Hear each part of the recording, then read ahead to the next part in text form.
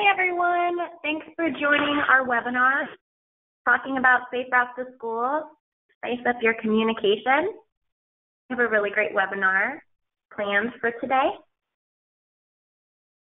So we're going to go ahead and get started. So a little bit about us. We are a nonprofit organization that works to advance safe walking and bicycling to and from school to improve the health and well-being of kids of all races, income levels, and abilities, and to foster the creation of healthy communities for everyone. So at the Safe Routes to School National Partnership, what do? We improve quality of life for kids, families, and communities. We advance policy change at the federal, state, regional, and local levels. We catalyze support for safe, healthy, active communities, and we share our deep expertise.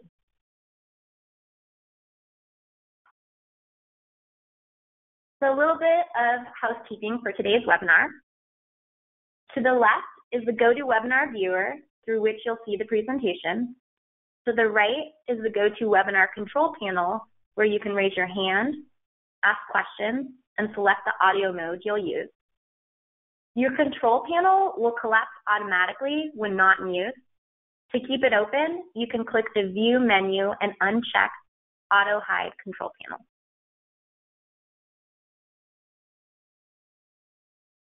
Two options for listening to us today. You can use your telephone or you can use your microphone and speakers.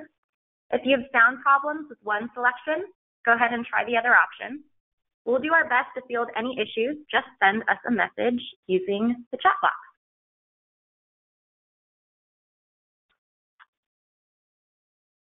Even though you're muted, we want to hear your input.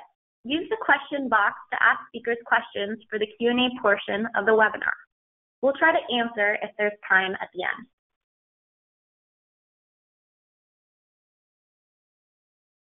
After viewing today's presentation, you might want to view it again or send the link to some of your friends.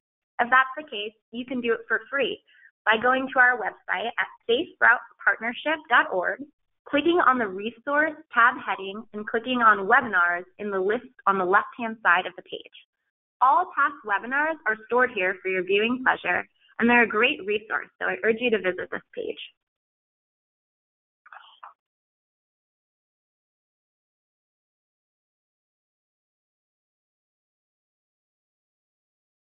And now for our speakers. We have an excellent group here with us today. I'll share everyone's bio before their presentation. So today we have Katherine Swidarski. She's the program manager for Columbus Public Health. We also have Lisa Brady, the director of Safe Routes to School, Treasure Valley YMCA. And my name's Hannah Williams. I'm the program services manager with the Safe Routes to School National Partnership.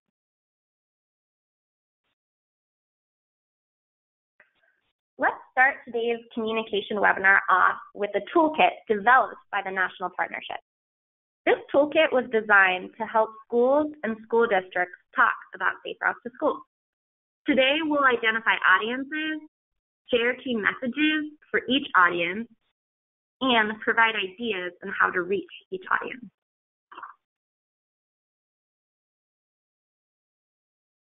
Whether your school or school district has a formal program or not, any school or school district can integrate messaging around safe walking and biking into their school travel communications. So why talk about safe routes to school? Schools and school districts have unique relationships with students. Schools and school districts have direct access to students and families. And schools and school districts can enable students to be safe, knowledgeable, and skilled at walking and biking from an early age.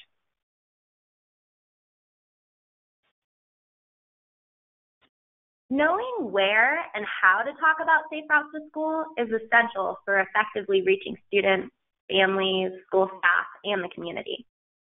Safe routes to school requires collaboration. Each audience plays an important part in supporting and increasing safe walking and biking to school. We know that changes in behavior come through regular messaging and repeated practice. Let's go over some key audiences for safe routes to school and useful communication tools.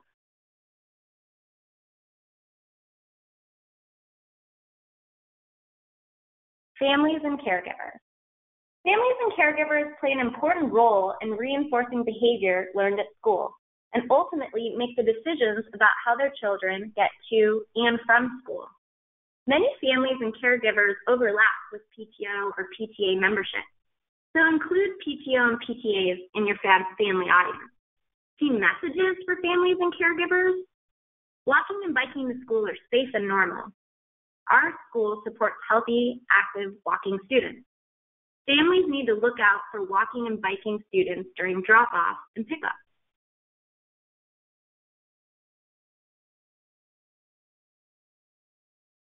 How can you reach families and caregivers? By using websites, handouts, emails, text, automated phone calls. Start of the year paperwork, maybe an enrollment packet or school handbooks. Use social media and, of course, signs.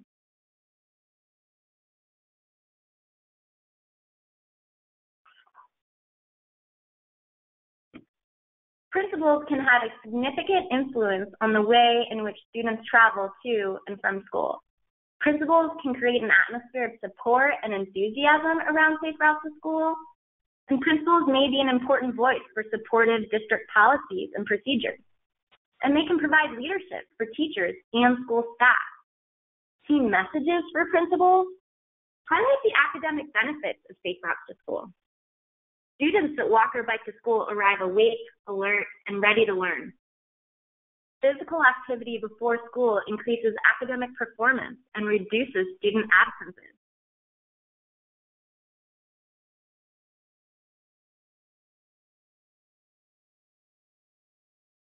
How can you reach principals? Schedule an in-person meeting. Provide information on benefits of safe routes to school. See if you can do this at the beginning of the school year.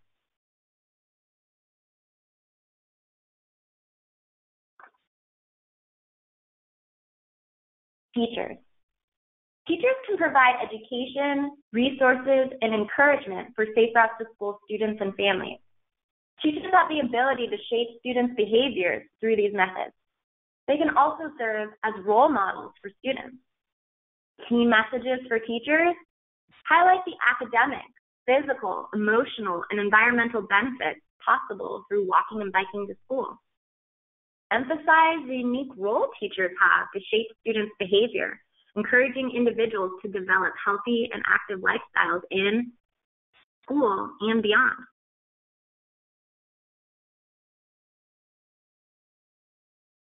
How can you reach teachers? By using letters and handouts. At the beginning of the year, provide teachers with a handout sharing information on the program and activities planned for the year. Include ways they can get involved or support their students who are participating in events like Walk or Bike to School Day. Provide safe routes to school information at a staff meeting.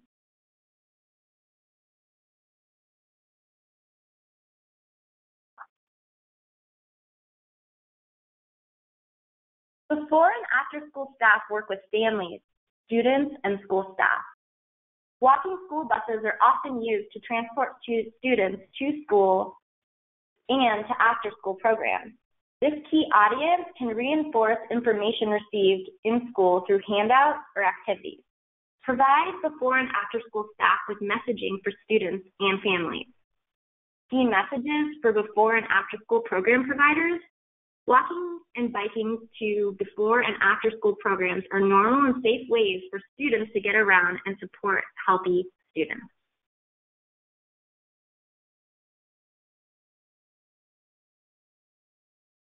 How can you reach before and after school program providers? Schedule an in-person meeting at the beginning of the year and present safe routes to school information and materials.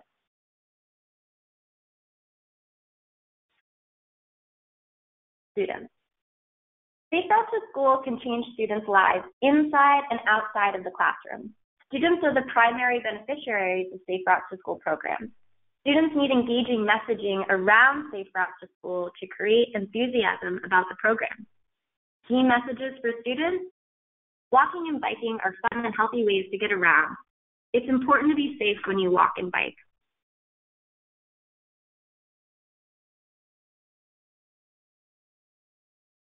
how to reach students, you can reach students by using bike and pedestrian safety education, integration with curricula, using flyers, text messages, and social media.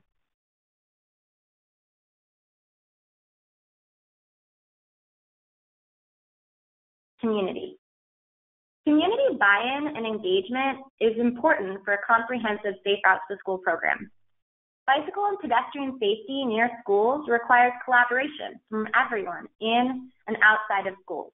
Community organizations may have established relationships with families and students and could reinforce school messaging or support school initiatives. Key messages for community. Walking and biking is a great way for kids to get to school and adults to get around. Neighbors need to look out for students walking and biking to school. Safe Routes to School is good for communities because it reduces congestion and makes streets safer and healthier.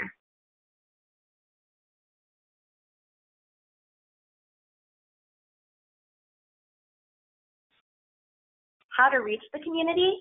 Use signs and event flyers. Post information about events such as Walk to School Day, car-free days, or regular walking school buses that take place in the neighborhood. The City Department of Transportation may be a good partner in helping distribute event information by mail. Use op-eds or news articles.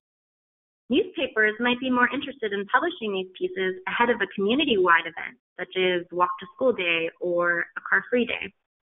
Make sure to post op-ed or news articles to social media platforms.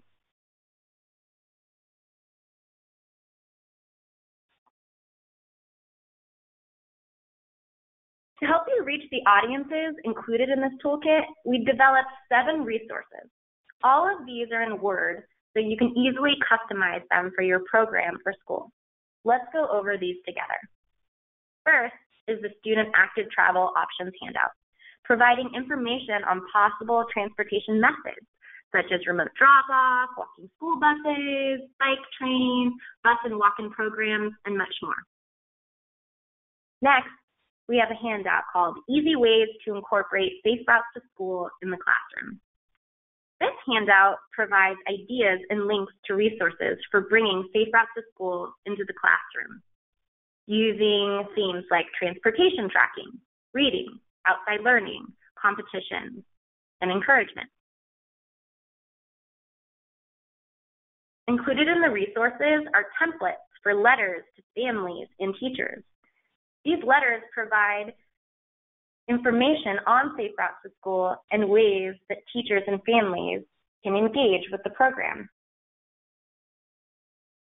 Including Safe Routes to School on a school district website is very important because families often go to websites first for information. We have sample copy for a website and a few examples of school district websites, so you can make your own. And finally, reinforcing safety messages and encouragement is very, very important for Safe Routes to School. We have sample social media content that you can use monthly. See if you can get a school communications person to schedule the entire year. The last resource that's on this list is Key Messages and Talking Points. In this handout, we elaborate on the audiences and messages covered during this webinar.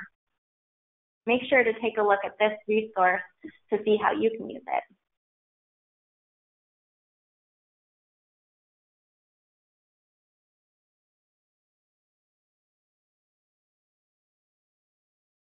A few actions you can take using the resources provided in this toolkit are using existing communication channels to send families, teachers, administrators, students, and community partners the benefits of Safe Routes to School handouts included in this toolkit.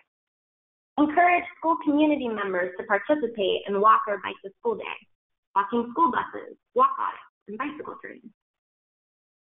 Provide families, PTOs, and PTAs with detailed information on how to be a parent champion for Safe Routes to School. You can help begin or continue the Safe Routes to School conversation at your school. If you have any questions or need any help, please send me an email. Thank you so much for taking a look at this toolkit. Next up to talk about communication is Squid. Miss Katherine Swidarski, who goes by Squid, is the Columbus Safe Routes to School Program Manager at Columbus Public Health in Central Ohio. Prior to joining Columbus Public Health last year, she worked for 2 other local Safe Routes to School programs in San Francisco and South Florida.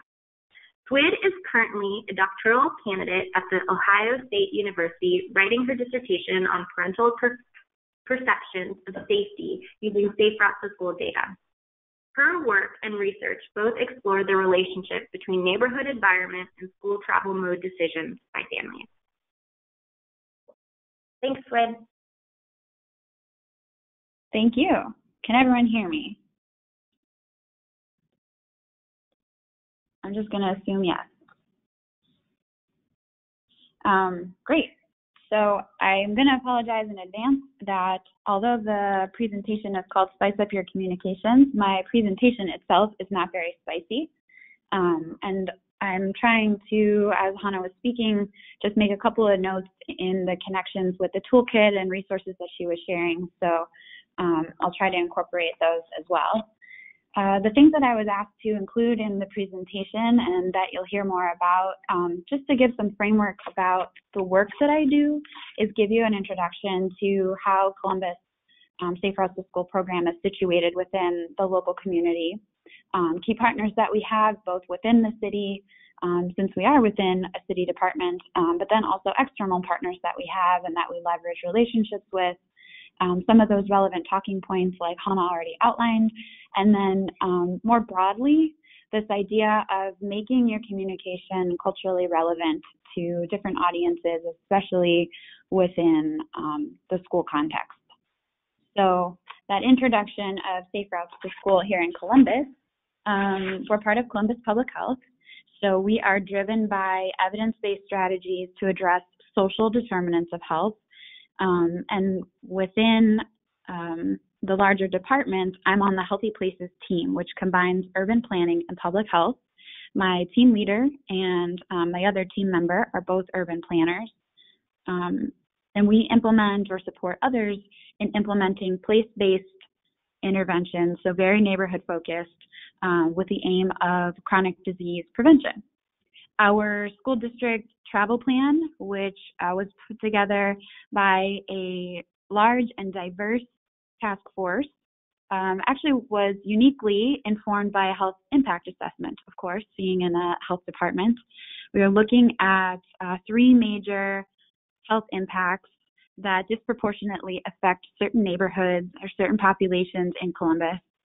Those 3 things were traffic injury, young children who are coming into school, so kindergartners or 3rd graders that are already overweight or obese at that young age, and then violent crime. So those 3 indicators helped us really to prioritize within the travel plan the selection of infrastructural and non-infrastructural countermeasures, what activities we were going to do, and also the schools and the surrounding neighborhoods on which we focus our efforts. So we have 15 focus schools, even though the school district has about 74 elementary and middle schools that we serve.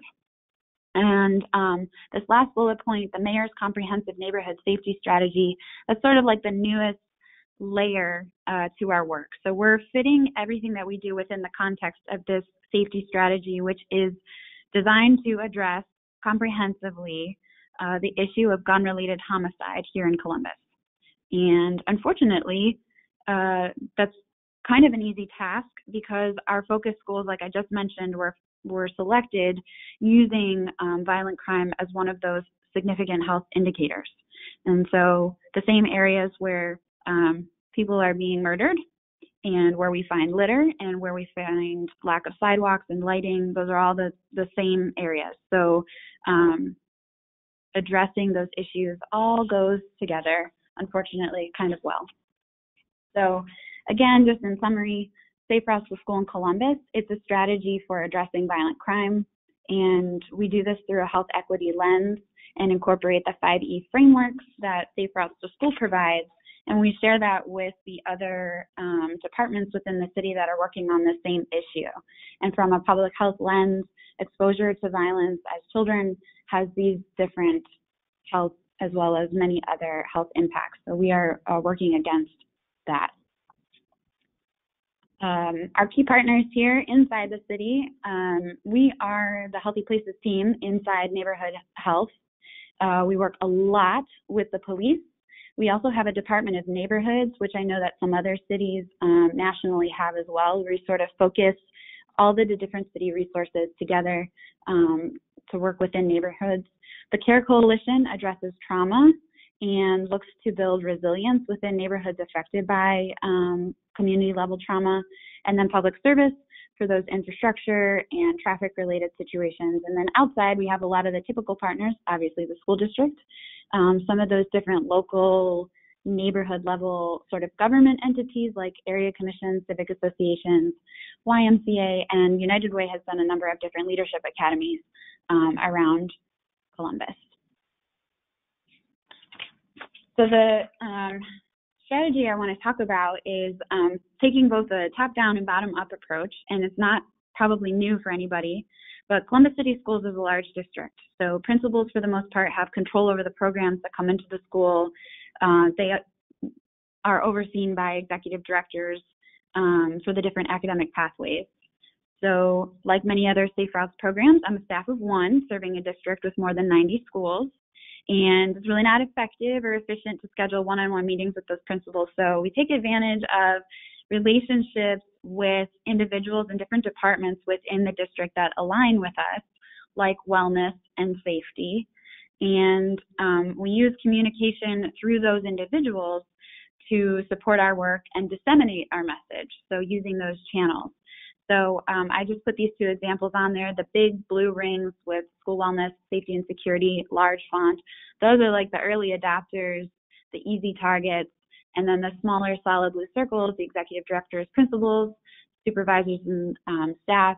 Those are who the information diffuses to. They find out about Safe Routes to School. They learn more about us. They become interested and engaged in the activities. So we like to find just that one person at least in each department who likes us, likes what we do, who's willing to work with us, who's willing to take ownership, and then share our message. And that way, internally in the school district, communication is coming from an internal email address. It's coming from a credible messenger, and they can craft the message to align with whatever work it is that they're doing.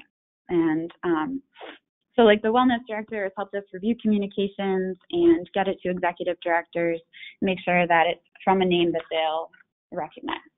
And then we also do the bottom-up approach. We go principal to principal sometimes, and word of mouth is potentially the most powerful communication tool. So we do a lot of showing up at meetings and events, even if it's not something necessarily relevant to Safe Routes to School, but that's how we start to begin that relationship. So I have two examples. Again, the big open circles with the larger font, those early adopters, the easy targets, and then the neighboring small blue circles is who that information diffuses to. So the Wedgwood principal, the one on the left for this school-based example, it's an individual. I didn't have to do any work to get connected. I got copied on an email by someone from safety and security about safety issues at the middle school, Wedgwood Middle School. I went to that meeting. I was invited there with the school staff, with safety and security, with Department of Public Service, and we did some stuff to help address the safety issues. I'll give you a little more information about that later on.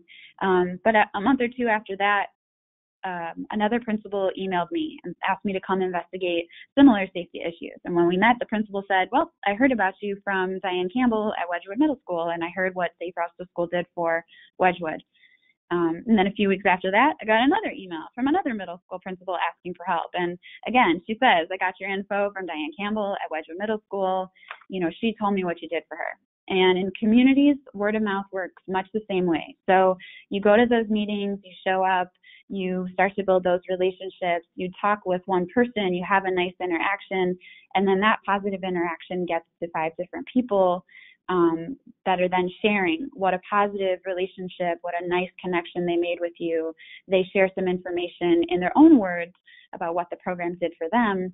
And naturally, without you having to do any work, your message gets around. Hannah really went over a lot of the talking points. So these are sort of lessons learned to help you formulate and craft those messages, but really thinking about what's important to the person or the group that you're talking about. Schools have a lot of different priorities simultaneously. So they're only actively listening to your message, for 15 seconds. And when they're listening, they're only going to hear what's relevant to those priorities. So I work again with those partners we talked about before sending out district-wide emails to principals for something like travel tallies and parent surveys. And the wellness director informed me, look at the state report card, pull out some things that principals really care about. What are they being scored on? And how can you offer safe routes to the school as a way that they can improve their score? So even though the overall message is about student safety, remember here, what we're doing is addressing gun-related homicide. So the framework is still, though, when you're approaching the travel tally, parent survey, in the message to the principal, we're really crafting around school improvement, community connections, positive publicity for the school. And then what are you asking? So we don't just send information. We have a specific ask. We will tell them, please send the attached travel tally and instructions to all of your staff by Friday this week. Please use the link provided to complete the doodle poll. Would you like to be this year's feature school for Walk and Roll to School Day on Wednesday, October 10th? Something specific, something they can provide a quick response to, something that doesn't take a lot of conversation and back and forth. And that goes into a couple of things I just want to help everyone to keep in mind from my own learning and the experience of working with schools, and whether you're doing the top down or the bottom up. It's important that your messenger is credible. So if it's not you, make sure that whoever is sending your message is someone that your audience is going to like, or whose email they're not going to delete. Sometimes wellness isn't a great avenue because staff don't want to hear about flu shots. They don't want to hear about health promotion. They just ignore it. They don't even bother to read it. And then the other thing is keeping it brief and easy to read. Use a balance of text and white space. And if you can, think in terms of a Twitter or Instagram post. 140 characters or less. What do you want this principal to do? What is your main message? So again, Hannah already reviewed these. The only difference that I've added here is this third bullet, which is more of a specific ask. This is the task that I'm asking of a principal that's going to support safe routes to school, is do this auto dial message in whatever language is appropriate to let people know we're having a walking school bus training coming up September 19th at 10 a.m. at St. Stephen's Community House, something like that. And then this is the neighborhood version, which aligns with what Hannah shared as community key messages. So we had an area commission that adopted safe routes for their neighborhood last year. They own it. They work on it with the schools, and I just provide guidance as needed. But these are the talking points that we help them to craft when they are communicating about safe routes to school with any of the schools they're working with. And this last thing about making your communication culturally relevant, I'm recommending you use 5 different modes of communication, right? So you may present at a meeting. You may have people sign up at that meeting, so you follow up with them, and that's only 2 modes. And then what if the parent doesn't have an email? So make sure that you're using at least 5 different modes of communication. And again, Hannah listed those different mode varieties for you conveniently by audience. And so when you go back and look at the tools, be thinking of those kind of barriers or challenges that you might come up against and how you can craft the message and also choose a mode of communication that makes sense. And just to reiterate the specific ask and the consistency in the message is that we are working to prevent and reduce gun violence and homicide in the city of Columbus. It's about student safety. We're doing this for the safety of our children. So even if we're talking with a principal versus someone else, that we're always keeping that message consistent. And the last few things, I'll hurry and finish here. Consider language. So we have a middle school that's almost entirely a Somali population. They have no written language. So even though I produced a flyer for the principal in English, they had someone at the school translate it into the spoken language of Mai, which is the Somali language, and send that out through auto dialer. So this is how you can help facilitate without having to actually be the messenger, and you can find different ways to communicate that is relevant for that audience. And the language of love that I want to emphasize is the showing up. We work with traumatized communities that have gone through violence in the home and in the community. They've experienced a lot of different traumatic events across their own life course. And now as adults raising children or working and serving those populations. So making sure that you demonstrate the consistency that those community members need and show up to things when you say you're going to show up to things, be present and participate and demonstrate that you are interested in being a member of the community. Really, that consistency and that relationship building is the community's language of love. So the last thing that I included for you all, if you're interested, is just a reminder that working in communities is a process, takes a lot of time. There are often many, many challenges. You don't necessarily get the participation or the response that you want immediately.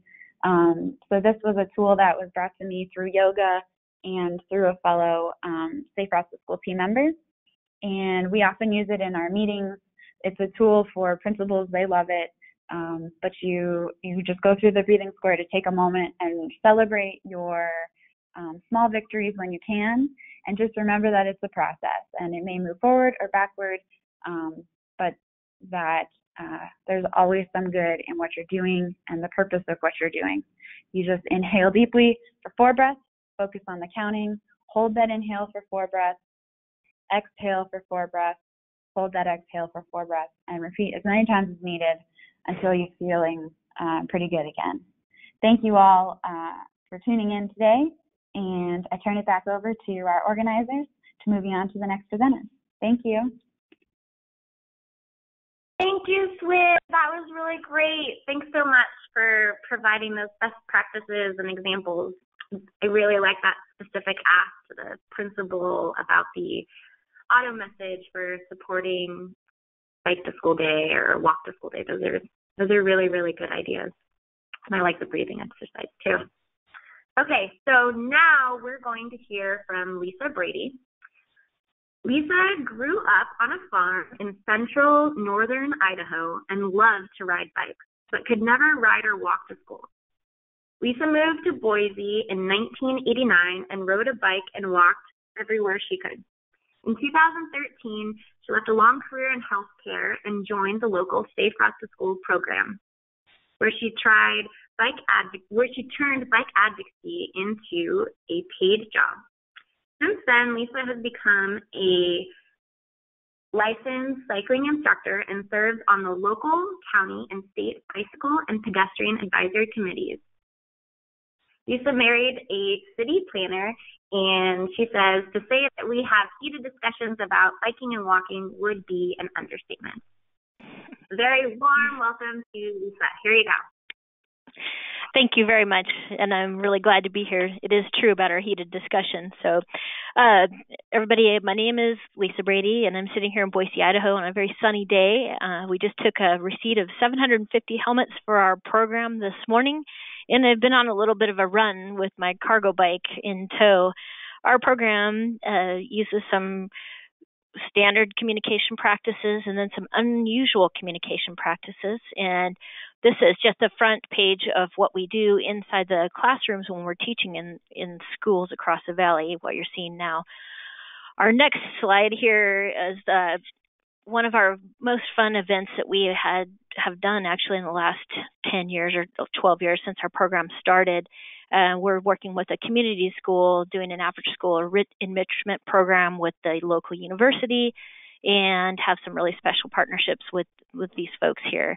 We have those meetings coming up in a couple of weeks. But what I really want to talk about today is some of the unusual partnerships.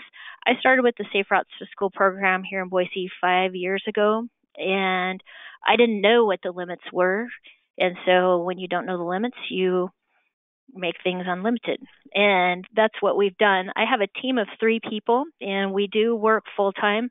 We are in the classroom all of the school year, teaching in the classrooms with the teachers, health teachers, PE teachers, history, geography. We just finished a series of those just last week.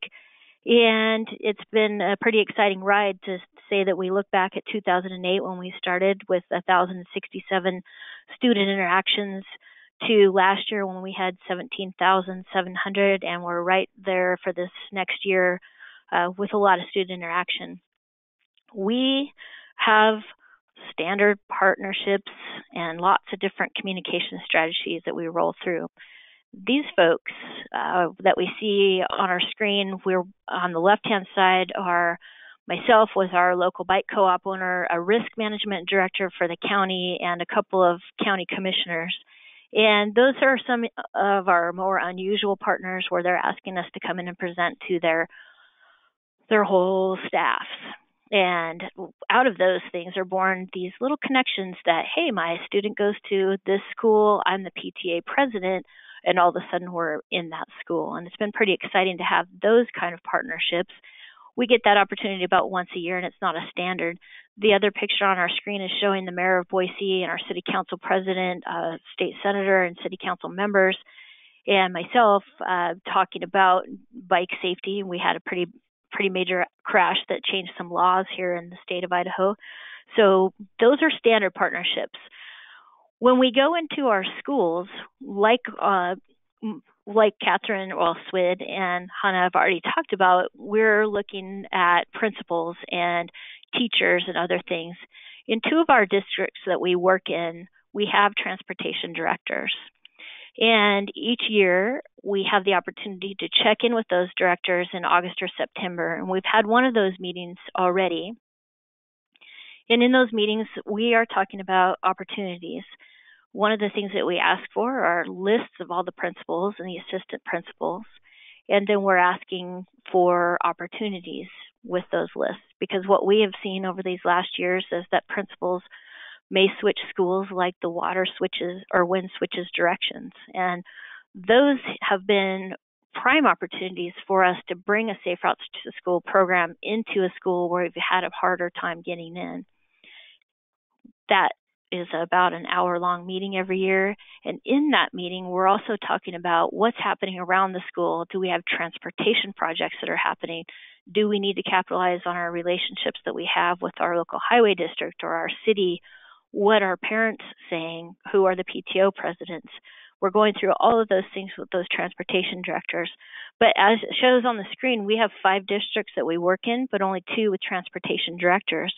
So tomorrow, for instance, we have a meeting with one of these districts that doesn't have a transportation director to discuss Safe Routes to School and what the options are and how we can help them with some of their transportation issues for the school students. We also have bus companies that we're working with within these transportation districts, and that can be really challenging. So when we are looking at those areas of opportunities, those new principals, we have their email. We may send them an email and request a meeting or say, hey, we don't really bother you. We know you're busy. It's the beginning of the year. Can you put us in touch with your health, PE, or other teachers? That has worked somewhat. Those are emails and phone calls that we use. But what we've found with those principals is that they're overwhelmed. And if we can find that champion in the school, that's our powerhouse. And I've got huge lists that were coming in from our PE folks that they send us an entire Excel list of all the PE teachers in the schools, which has been incredible. And it was just finding that one person in the school. We asked somebody, who is in charge of PE for your district or for this area? And could we get a list of all those folks? And then we started contacting people that way. We had 100% participation this past year in our West Ada School District, which is the largest one in Idaho, and it has pretty close to 40,000 students in there. We saw all of their third grades and all of their eighth grades in bicycle and pedestrian safety education and provided a whole lot of rodeos. Our program is a lot different.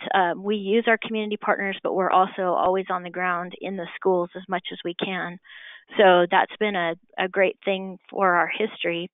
It started out in school, so we've continued that. And what's interesting, just in the last couple of weeks since I've been thinking about this whole project is, for this whole webinar, is what's happening to us right now. And we have a little phone inside of our office here at the YMCA, and our little phone hardly ever rings. We get a lot of emails and that kind of thing.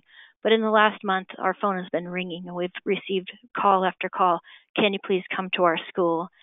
And we've put a focus into our education into our education, on bicycle and pedestrian safety, and talking about the realities of that. And we have a couple of pilot projects that are coming out this year with bicycle education on bike, leaving the classroom and riding as the natural classroom. So that's been an interesting journey with PE teachers and talking to them about, hey, have you ever thought about riding bikes in PE?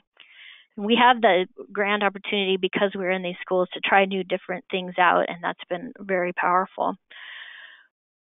So when we are with those folks at the transportation department or the district transportation directors, we're talking about safety busing and their walk zone maps. And this is a project that we're currently working on with our Nampa, Caldwell, and Valley View school districts that are to the west of Boise, about 10 to 20 miles. And what we found is that our two largest districts have maps, and they have safety busing plans and that kind of thing, but we couldn't find it for these other three districts. And if you know anything about Idaho, we're a rural state, but we also have a lot of people coming here, so we're suddenly becoming more urban. And in the area that we're living in, we have about 440,000 people, and it's growing exponentially. They're talking in the more than 10% range, and we're seeing a lot of young families come in. So these walk zone maps are incredibly important for us to review every year, because we have a lot of building that's happening. And that capitalizes on the important partnerships. If you can be on your local or regional bicycle and pedestrian advisory committees representing safe routes, those partnerships are getting you to the table of what's being built in those neighborhoods, what's happening with new school builds, and you can put the voice of the student in there if you're working with those students. Where are you walking? Are you using these maps? And what's happening with your safety busing issues? So we have really enjoyed these opportunities and these partnerships with the safety busing committees and the walk zone makers. And we're looking forward to doing that in these next two school districts. I cannot tell you how hard that's actually going to be, because I really don't know right now. Finally, this is my crowning achievement for the Safe Routes program here in the southern part of Idaho.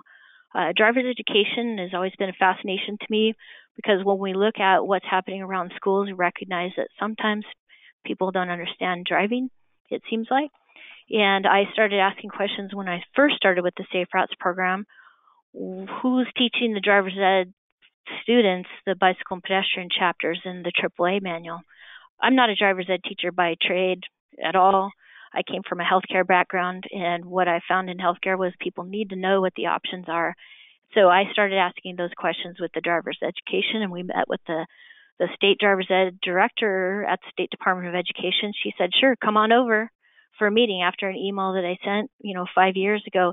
And to today, as of 4 o'clock today, I'll be in a driver's ed class teaching the bicycle and pedestrian safety parts of that, followed by one more right after that today. And it's been a great achievement to understand that student that we talked to in third grade, the teachers that we worked with in third grade might be a driver's ed teacher, but those students in third grade are now in 8th grade or 9th grade, and we've circled the wagon, so to speak. We've closed the circle, closed the gap on what I fully believe is a bicycle and pedestrian education program that will turn out better drivers all the way around. We have a great time with these drivers. These are students that we've seen in class. It's been fun to work with the teachers, and I can say that in the last couple of weeks I've had 3 different emails from teachers who said, hey, I heard about your Safe Routes to School presentation for the driver's ed students. Could you please bring that to our driver's ed class? This also has turned out to be a labor of love for me in getting partners across the state to understand how important bike and walk safety is and why people should bike and walk. This took me to 5 different education series in the state of Idaho, talking to all of the driver's ed teachers in the state, and that's been just a fabulous thing. And I would be glad to share how that actually happened when we have more time, or if you want to send me a note. That one, I can't. It's emotional for me, as you can maybe hear in my voice, but I appreciate the opportunity to have done that. And all that we did was send out an email, and boom, it happened. So I would encourage you to do some of these unusual partnerships. It's been fun, and I look forward to any questions that you might have. If you can, check out our Treasure Valley Safe Routes to School Facebook page. We have a couple of pictures of what we've been up to lately, and that's been one of our most fabulous tools out there. So I'll stand for any questions, and thank you very much. Thank you, Lisa.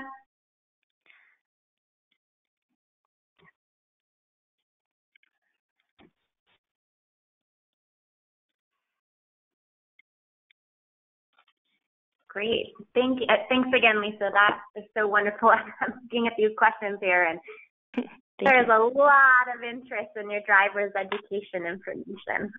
So I bet you will be receiving some emails on that.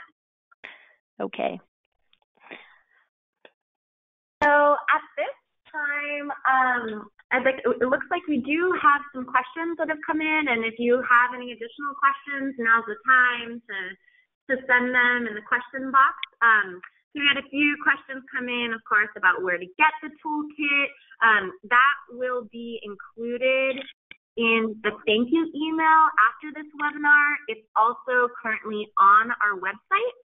So if you go to the resource section and click on publications, it should be right on top, right there. We had some questions come in about languages. If the toolkit is available in other languages. It's currently only available in English. We do have a few resources that have been translated into Spanish. So you can send me an email, and I'm happy to send those over to you. I have the How to Be a Parent Champion in Spanish, and also Benefits of Safe Routes to School in Spanish, and we may get the key messages translated as well. Okay, some other questions that have come in.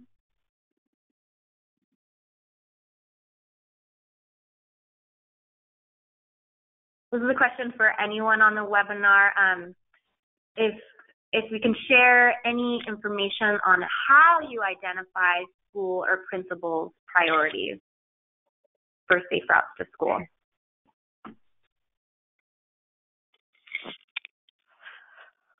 This is Lisa in Boise. Just a quick note on that. Those priorities, we have gotten those from principals. When we go and physically observe a school, we'll choose one that has a lot of walking and biking around it, and we'll watch the actions and see where students are actually walking.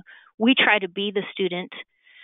If we can ride to a place or bike or skateboard or whatever through there, see what their challenges are, and then prioritize that with the principal.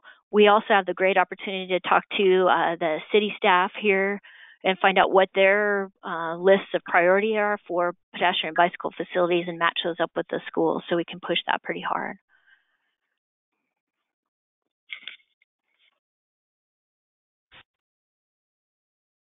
Thanks, Lisa. I have another comment in here about sharing. This is for you, Lisa, about sharing your after-school enrichment information. Sure. If you're able to share that, okay, great. So if that that individual wants to email Lisa, she is happy to share. Absolutely.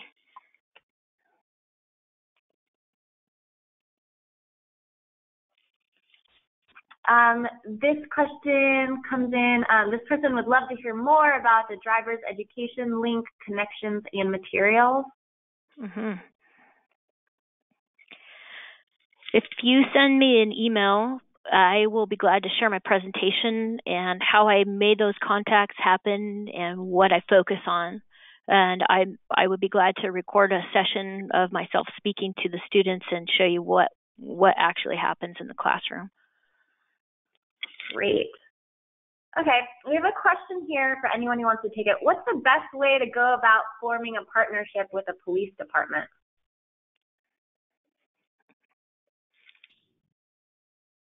I can speak a little about what we have here in Columbus. Although, like most things in Safe Routes to School or in any project, it's probably pretty specific to the context of your community. Here in Columbus, we have like a community policing unit. So every substation, every precinct within the entire city has one officer who's assigned as the community liaison officer. So their job is to do community work, attend community events, and so we have a phone number and email address for those individual contacts. If you don't have that within your neighborhood, you might find something similar.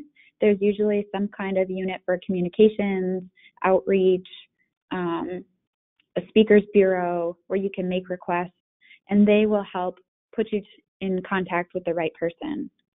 Sometimes it's just a matter of finding someone who is sort of like I described as like the early adopter, the low-hanging fruit, someone who is already sort of interested beyond the scope of their typical duties or just generally interested in supporting Safe Routes to School. And once you find that one, they know other people who will then also help, and they'll be willing to get that group together for you.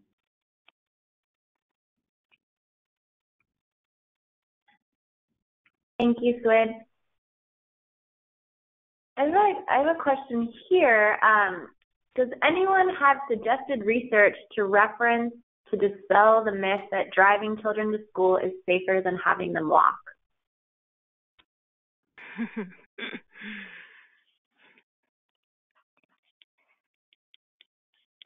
This is Lisa.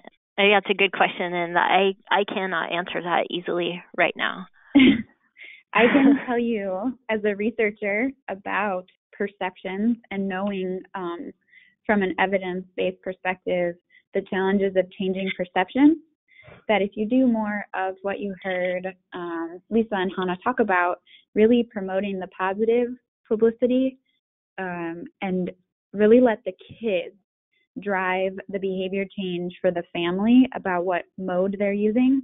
So providing opportunities for kids to participate in the fun, cool, walking and biking to school, rather than trying to spend your time dispelling this, you will find it will be much more productive, and the children will yield much more power over that parent's decision than any kind of research.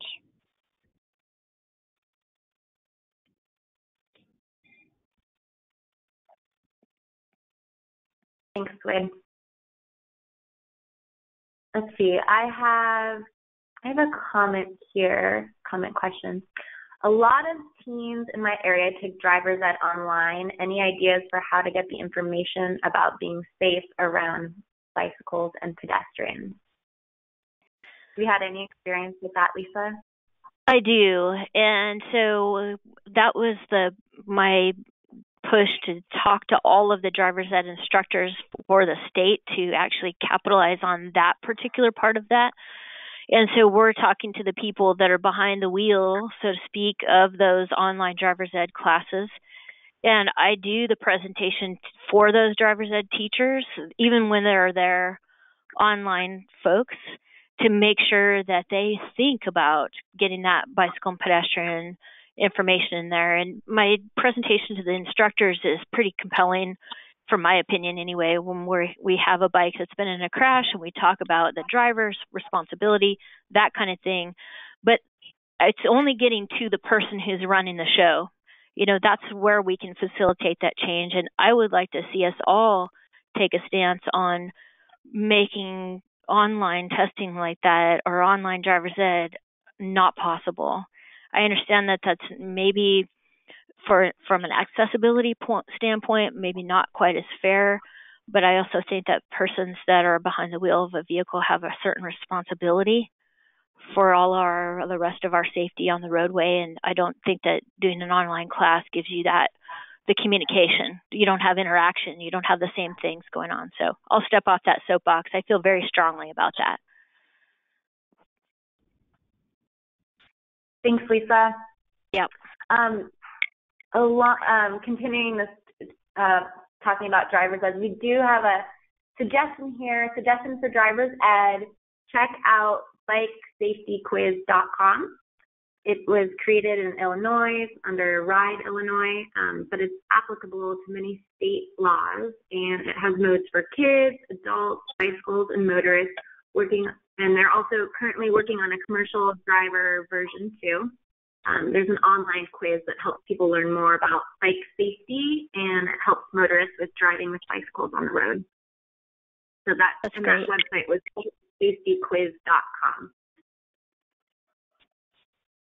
Okay, well, if you have any more questions, please feel free to send an email and look for the toolkit that's on the website. Also, again, it'll be sent to you, as will a recording of this webinar. So just to wrap up here, just a little reminder that we'll be sending you a quick survey and would love to hear your feedback on today's webinar. Want to say thank you to our speakers. This was really wonderful. And then just do a little plug for our webinar on winning strategies to engage diverse communities in safe routes to school. It'll be October 24th from 10 to 11 a.m. Pacific Standard Time. Okay, well, thank you, everyone. I hope you have a really great day.